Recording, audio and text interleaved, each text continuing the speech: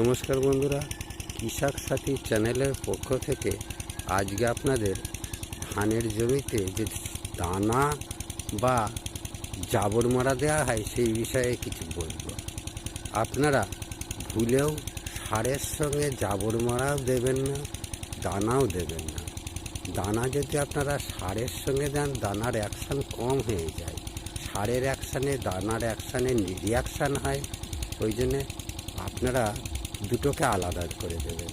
কারণ আপনারা 1 কেজি বীজ 500 বীজ জমিতে বুনতে পারেন, আর 1.5 কেজি হলে দানা ওষুধ বুনতে পারবেন না? নিশ্চয়ই পারবেন, আর ও তত গুছিয়ে বুনতে হয় না।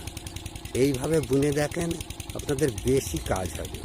ওই 21 দিনে যে চাপান দেন, চাপান দেওয়ার 3-4 দিন বাদে গিয়ে আপনারা ওই দানা ওষুধটা ব্যবহার করবেন।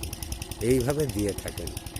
আমাদের চ্যানেল যদি আপনাদের কোনো উপকারে আসে, তাহলে একটু ভিডিওটা লাইক করবেন বা ভিডিওটাকে সাবস্ক্রাইব করবেন। ধন্যবাদ।